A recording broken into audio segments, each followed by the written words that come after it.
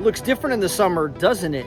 Hey, what's up everyone? Your buddy Matt here. Welcome back to my channel. Live once again from Valcourt, Quebec. I'm here on a very, very special expedition. We're gonna have a vintage factory racer, Mr. Mike Trapp, and his trusty mechanic, Réal Larochelle.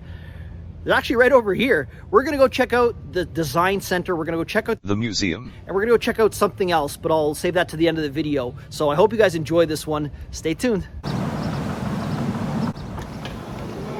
So right now we're in the Bombardier Museum. I covered this in a previous video in the winter during the winter festival. So I'm gonna see if there's anything new that I can add in this video, but I encourage you to go check out the other one if you wanna see the museum in a little bit more detail.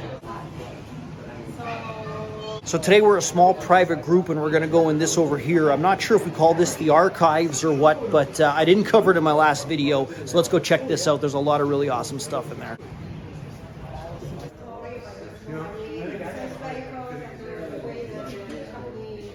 We've got the Placed Expedition sleds, I guess 3 of the originals. I think one of them might have been used in the 67 expedition, and then did they do the other ones in 68? I see that's a 68, this one says 67. Not too sure about the Swinger, that Jean-Luc sled, so yeah, really cool. The fuel tank was underneath it. Yeah, right. So visiting the Bombardier Museum, always a great pleasure. Visiting the Bombardier Museum with legendary Mike Trapp and his mechanic Réal is just, no words can explain my elatement right now.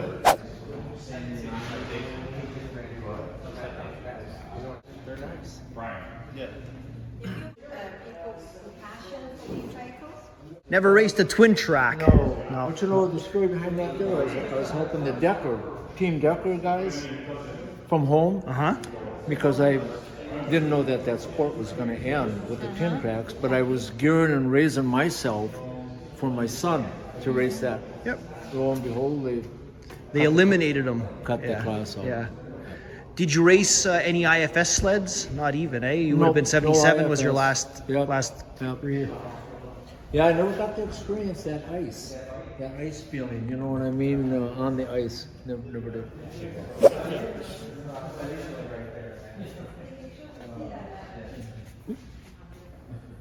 And then Jean-Luc Bombardier come to Réal with this on the cross country. Whoa! Jesus, this guy's got 2 carburetors. Holy smokes! That would have been in the late 60s, I guess? Yeah. Yep. And tell me about, what do you know about the 370 opposed? I don't know much about. Did you ever race one? Huh? Did you ever race one? No, never raced it. No.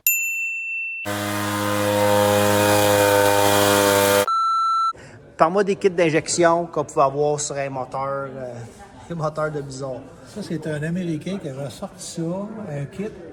Ça venait de Warren Dawes. Puis il nous avait envoyé ça pour qu'on réussisse à calibrer ça. Puis on n'a pas réussi. Non, c'était un échec. Ben, c'était pas plus vite. C'était pas plus vite que l'autre. So a lot of these motors back here are out of Phil Mickelson's personal collection. So it's always a pleasure to see them. A lot of really, really rare stuff. One-off prototype style engines. I mean, he had such an incredible collection, and it's really nice that Valcourt has them here on display. So a bit of a deja vu. Last video when I was here in the wintertime, we went down into the basement to check out the archives. Hopefully they got some new stuff for us to see. Let's go check it out.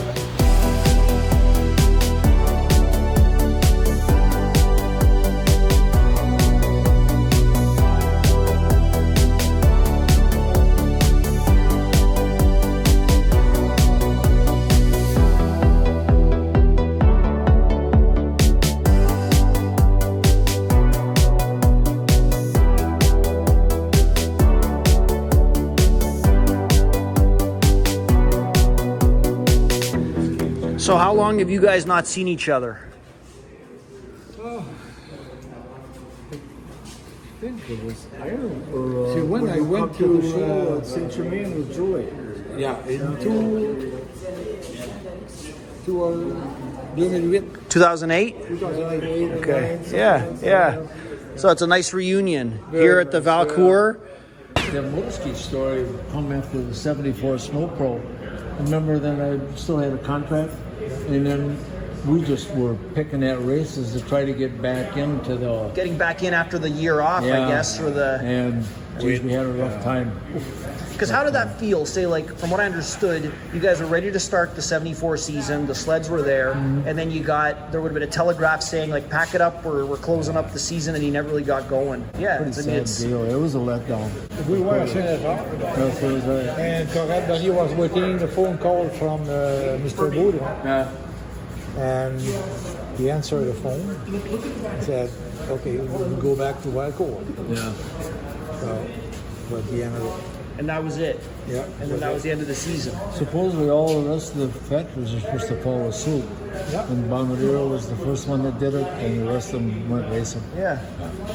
I read an article online that when you signed the contract with Bombardier, they said you could have 2 new sleds a year. Was that kind of like you could get a his and hers Olympic, or did that mean you could keep your race sled? What did that mean, 2 sleds a year? You would just go to... Just Olympics, yeah. Yeah, so you'd be like, okay, this year I'm going to get a 74...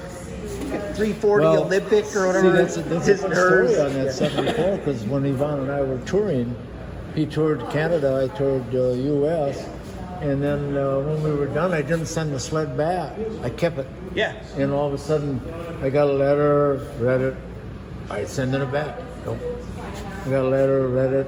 Finally, I got a phone call. So you better send it Mr. back. Baudouin. Oh. Hey, Mike, you have to send the sled back, or we're going to void your contract. Okay, I guess the sled went back. But good thing Yvonne kept that one. And then Yvonne, I guess the threat didn't work on Yvonne. No, okay. no. So, and thank God. Because one of them still exists. Yeah. We're actually going to see it at the show Yeah, in 2 thank days God, at the summer show. Yeah, we had 3 sleds apiece, didn't we? Yeah. So, yeah, it's too bad that they didn't save some more of them. We had a 340, a 440, Yeah. and a 650. I was taking care of the 650, Claude, the 440, and then he made the 340. Yeah. All right, so that was a whole lot of fun. Really had a good time at the museum. Got a lot of really, really cool info. We are off to the design center next.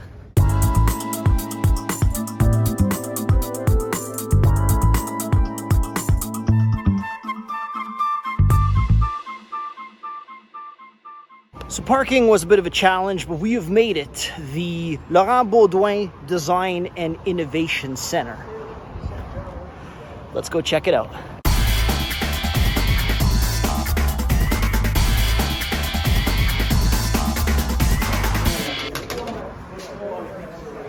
Did you tell them we were coming? No, we have the control of security here. Not that many people come here, but we are here. So unfortunately, the design center, I can't bring my camera in. There's so much top secret stuff. I mean, this is where Bombardier literally designs everything that it wants to do and everything that it will do for the next 15 plus years. So I can imagine that a lot of stuff we're going to see today is top secret. And they warned me that I have to put my camera away except in this vestibule room. So I'll try to explain what we've seen in the best detail that I can. But sorry about that, guys. Engineering us, and we go through make it happen phases and stuff like this. Sort of the limited stuff that I was allowed to film. This bike behind us, one of the members asked the question, are they going to be bringing the Can-am motorcycles back? And the answer was yes, apparently. They didn't want to give me any details, but if you look at this bike, you can see that it appears to have a removable power unit that you could, I guess, take off and go and power your other utilities and then put it back on the bike. Pretty nice idea. If you notice, it also has airless tires, which I think is pretty cool. Whether or not the final production model looks anything like this, we'll just have to wait and see. It's a grass track, guys. Is that you? Nope. No. No. You couldn't have. The snow guys didn't mingle with the grass guys, that's what I hear. Okay, so we're leaving the Innovation Center. Really, really sorry you couldn't see that. I'm a little bit speechless, quite frankly. If you can imagine in your mind, in a movie or something, this high-tech James Bond style research and development facility, well, that's what this was. We walked into the first area that was the meeting room where they unveil projects. They could lift up this special curtain behind a glass wall and show off, let's say, any new product to hire up board members or whatnot. Then we walked into the design department where there was a ton of engineers and designers and technical drawers working on all kinds of new stuff. We actually saw all kinds of really cool technology. They were showing us different models and things that they worked on that basically made the stuff we know today and all the stuff that we're going to have coming up. Then we walked into a clay studio where they do all the clay design. We saw the 3D printing lab. We saw where they scan those clay models. And then they unveiled, now I'm not a side-by-side guy, but this awesome new side-by-side that they launched apparently just a day or two ago. It's this 1-liter turbo, super aggressive looking thing with this really weird suspension. They actually explained why that suspension is so incredible. However, the absolute highlight of that visit was we were walking and there were these murals kind of everywhere with all kinds of pictures from the past and I saw the picture that, you know, forged my childhood's love of snowmobiling. It's the picture where Yvon Duhamel is sitting on a 245 RV and Mike Trapp is sitting on a TS 340. And I was talking to Mike about it earlier in the day and I said, hey, look, there you are. And everyone at the design center was in awe when they realized who Mike Trapp actually was. He's the guy that's on this massive mural that they get inspiration from when they're designing stuff. And then guys started coming out and saying, oh my God, there was also a picture of a 74 Blizzard. They're like, I actually used that as my concept when I made this such and such design. And then everyone started taking pictures with Mike and Réal. I snapped a shot with them. And that was the absolute highlight of this day occurred at that moment. So that's about it for the design center. Next step, we're going off to the race center.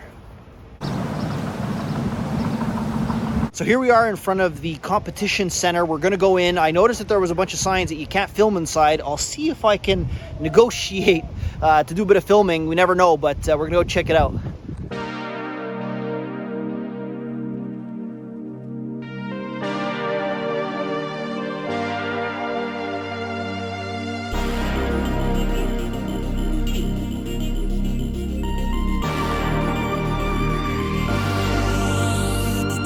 So needless to say, ultra rare privilege. I got the permission to film inside the race development center here at the Valcourt plant. Nothing secret is on the floor today, so I'm allowed to kind of document the whereabouts, and really excited to see all the technology back here. It seems like just a really high-tech garage. You know, we have standard conventional machining tools and a bunch of test equipment. Really interesting, and to have Mike Trapp and Réal Larochelle here today is just exceptional. I remember I was out in the Yamaha test facility out there where I live, and they actually, I was surprised, but they actually had a X-ray machine. X-ray machine? Yeah, didn't have to take anything off. Oh, He had a tool there, and he went like just this, check to find the and crack or found every something. type of gear, chain, everything was in there, and then he's going around with that thing. It would appear, come up on the screen. Yeah, it was a total. I was surprised we didn't see that. Yeah. So to say that this would be the ultimate dream garage for any sled enthusiast would be an extreme understatement. I mean, you have the raw material, the machining tools, and the technology here to do virtually anything, to make a fast sled even faster. You even have the great minds here at Bombardier to help you out doing it. I mean, could you imagine people actually get paid to work here?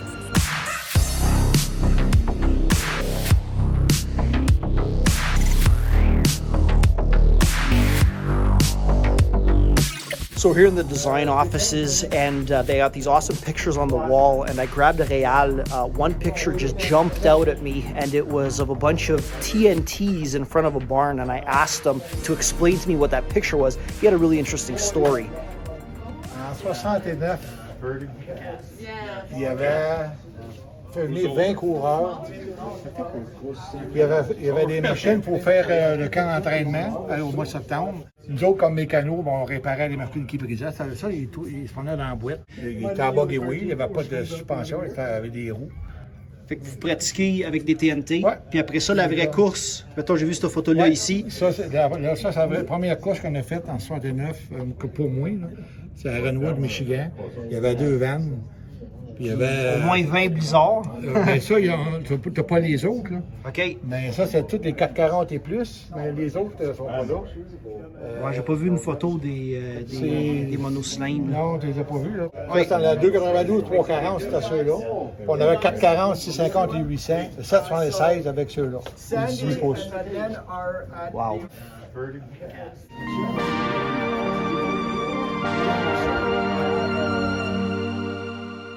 As you can see, we had an absolutely fantastic day today. I want to thank everyone at Bombardier, at the museum, at the competition center, at the design and innovation center. Thank you so much for having us. I want to thank Danny, our club president, for masterminding this entire event. And I especially want to thank Mr. Réal Larochelle and Mr. Mike Trapp for gracing us with their presence. Hearing your stories and talking about the history was absolutely fantastic. Thank you so much for giving that to us. I hope you guys enjoyed this video. Stay tuned for the next one. Sign it out.